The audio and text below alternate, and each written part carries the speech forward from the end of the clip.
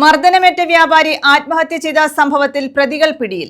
Nedumonkavu വടക്കേമുക്കിൽ bakery നടത്തുന്ന ഗിരീഷ് ഭവനിൽ വാമദേവനെ മർദ്ദിച്ച സംഭവത്തിൽ 5 പേരെയാണ് അറസ്റ്റ് ചെയ്തത്.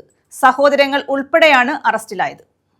മർദ്ദനമേറ്റ് വ്യാപാരി ആത്മഹത്യ ചെയ്ത സംഭവത്തിലാണ് 5 പേരെ പോലീസ് പിടികൂടിയത്. എഴുകോൺ നെടുമൺകാവ് വടക്കേമുക്കിൽ ബേക്കറി നടത്തുന്ന ഗിരീഷ് ഭവനിൽ വാമദേവനെ മർദ്ദിച്ച കേസിലാണ് അറസ്റ്റ്. പെരുമ്പുഴ പുനിക്കന്നൂർ സുധീഷ് ഭവനിൽ സജിൻ, സഹോദരൻ സുധീഷ്, ഇളമ്പള്ളൂർ CMC ഉന്നതി ശ്യാം ഭവനിൽ രതീഷ്, ശ്യാംകുമാർ, പെരുമ്പുഴ മൃഗാശുപത്രിക്ക് സമീപം വാടകയ്ക്ക് താമസിക്കുന്ന പ്രകാശ് എന്നിവരെയാണ് എഴുകോൺ പോലീസ് അറസ്റ്റ് ചെയ്തത്. ഇവരെല്ലാം ബന്ധുക്കളാണ്. സംഘം ചേർന്ന് മർദ്ദിച്ചവർക്കെതിരെ പോലീസ് നടപടിയെടുത്തില്ലെന്ന് കുറിപ്പെഴുതി വച്ച ശേഷം വ്യാപാരി ആത്മഹത്യ ചെയ്യുകയായിരുന്നു. കഴിഞ്ഞ ഞായറാഴ്ചയാണ് വാമദേവന് മർദ്ദനമേറ്റത്. വെള്ളം വാങ്ങാൻ കടയിലെത്തിയവർ ഗ്ലാസ് ആവശ്യപ്പെടുകയും കടയിലിരുന്ന് മദ്യപിക്കാൻ തുടങ്ങിയപ്പോൾ വാമദേവൻ എതിർക്കുകയുമായിരുന്നു.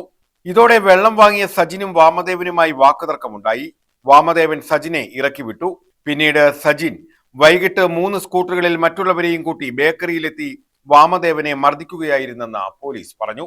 മർദ്ദനത്തെ തുടർന്ന് 3 തവണ സ്റ്റേഷനിൽ പരാതി നൽകാനെത്തിയെങ്കിലും പോലീസ് നടപടി സ്വീകരിച്ചില്ലെന്ന് കുറിപ്പെഴുതി വച്ച ശേഷമാണ് വാമദേവൻ വ്യാഴാഴ്ച വീട്ടിൽ തൂങ്ങി മരിച്ചത്. സംഭവത്തിന് ശേഷം ഒളിവിൽ പോയ പ്രതികളെ കുറിച്ച് CCTV ദൃശ്യങ്ങൾ കേന്ദ്രീകരിച്ച് നടത്തിയ അന്വേഷണത്തിലാണ് സൂചന ലഭിച്ചത്.